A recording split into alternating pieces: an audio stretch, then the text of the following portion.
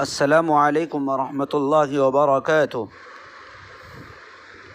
وَإِذْ قَالَ رَبُّكَ لِلْمَلَائِكَةِ إِنِّي جَاعِلٌ کی جو آیت ہے اس کی تفسیر چل رہی ہے اور آپ صلی اللہ علیہ وسلم کی خصوصیات بیان کی جا رہی تھی، اور پھر اس کے بعد آپ صلی اللہ علیہ وسلم کے بعد نظام خلافت کے سلسلے میں نے کل بات کہی تھی کہ کل اس کا تذکرہ کیا جائے گا۔ تو یاد رکھیے کہ خاتم الانبیاء صلی اللہ علیہ وسلم کا زمانہ خلافت و نیابت تا قیامت ہے، اس لیے قیامت تک آپ صلی اللہ علیہ وسلم ہی زمین میں اللہ کا خلیفہ ہیں۔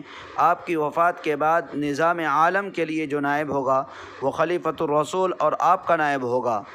رسول اللہ صلی اللہ علیہ وسلم نے ارشاد فرمایا کہ کانت بنو اسرائیل تسوسهم الانبیاء كلما هلك نبی خلفه نبی وانه لا نبی بعدی وسيكون خلفاء فيكثرون، کہ بنی اسرائیل کی سیاست و حکومت ان کے انبیاء کرتے تھے، ایک نبی فوت ہوتے تو دوسرا نبی آ جاتے تھے، اور خبردار ہو کہ میرے بعد کوئی نبی نہیں، ہاں میرے خلیفہ ہوں گے اور بہت ہوں گے۔ آپ صلی اللہ علیہ وسلم کی جو 6 خصوصیات جو گنائی جا رہی تھی، اس میں سے 5ویں خصوصیت جو مسلم شریف میں تذکرہ ہے کہ آپ صلی اللہ علیہ وسلم کی یہ ہے کہ آپ کے بعد آپ کی امت کے مجموعے کو اللہ تعالیٰ نے وہ مقام عطا فرمایا جو انبیاء علیہم السلام کا ہوتا ہے، یعنی امت کے مجموعی کو معصوم قرار دیا کہ آپ کی پوری امت کبھی گمراہی اور غلطی پر جمع نہ ہوگی۔ یہ پوری امت جس مسئلے پر اجماع و اتفاق کرے وہ حکم خداوندی کا مظہر سمجھا جائے گا۔ اسی لیے کتاب اللہ اور سنت رسول اللہ کے بعد اسلام میں تیسری حجت اجماع امت قرار دی گئی ہے۔ آپ صلی اللہ علیہ وسلم کا ارشاد ہے کہ لن تجتمع امتی علی الضلالہ، میری امت کبھی گمراہی پر مجتمع نہ ہوگی۔ یہ صاحب معارف القرآن مفتی شفیع عثمانی صاحب رحمۃ اللہ علیہ نے اس کو اپنی تفسیر میں بیان کیا ہے۔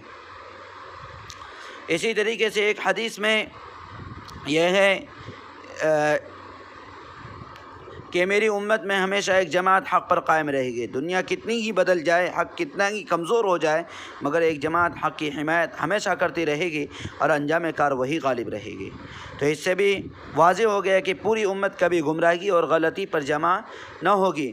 جبکہ امت کا مجموعہ معصوم قرار دیا گیا تو خلیفہ رسول کا انتخاب بھی اسی کے سپرد کر دیا گیا، اور خاتم الانبیاء صلی اللہ علیہ وسلم کے بعد نیابت زمین اور نظام حکومت کے لیے انتخاب کا طریقہ مشروع ہو گیا کہ امت جسے خلافت کے لیے منتخب کر دے وہ خلیفہ رسول کی حیثیت سے نظام عالم کا واحد ذمہ دار ہوگا، اور خلیفہ سارے عالم کا ایک ہی ہو سکتا ہے۔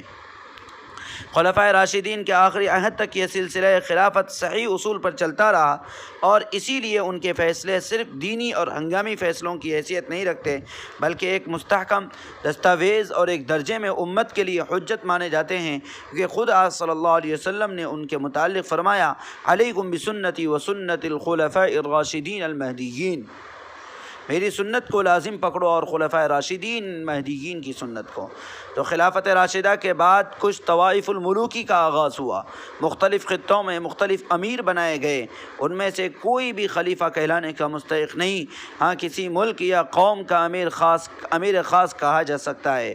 جب پوری دنیا کے مسلمانوں کا اجتماع کسی ایک فرد پر جو دشوار ہو گیا اور ہر ملک ہر قوم کا علیحدہ امیر بننے کی رسم چل گئی تو مسلمانوں نے اس کا تقرر اسی اسلامی نظریے کے تحت جاری رکھا کہ ملک کے مسلمانوں کی اکثریت جس کو امیر منتخب کرے وہ ہی اس ملک کا امیر اور اولو الامر کہلائے۔ قرآن مجید کے ارشاد وَأَمْرُهُمْ شُورَىٰ بَيْنَهُمْ کے عموم سے اس پر استدلال کیا جا سکتا ہے۔ اب سوال یہ ہے کہ مغربی جمہوریت اور اسلامی شورائیت میں کیا فرق ہے؟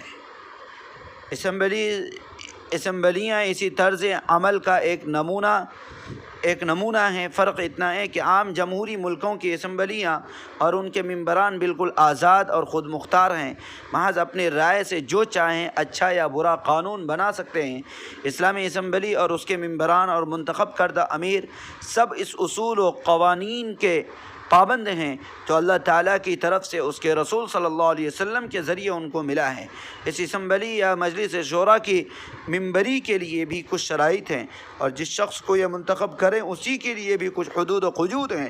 پھر ان ان کی قانون سازی بھی قرآن و سنت کے بیان کردہ اصول کے دائرے میں ہو سکتی ہے، اس کے خلاف کوئی قانون بنانے کا ان کو اختیار نہیں ہے۔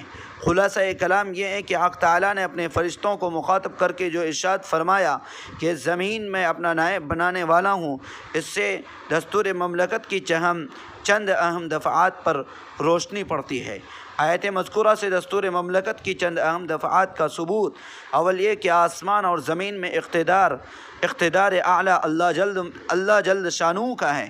دوسری یہ کہ زمین میں اللہ تعالیٰ کے احکام کی تنفیذ کے لیے اس کا نائب و خلیفہ اس کا رسول ہوتا ہے، اور ضمنی طور پر یہ بھی واضح ہو گیا کہ خلافت الہیہ کا سلسلہ جب آپ صلی اللہ علیہ وسلم پر خود ختم ہو گیا تو اب خلافت رسول کا سلسلہ اس کے قائم مقام ہوا، اور اس خلیفہ کا تقرر ملت کے انتخاب سے قرار پایا۔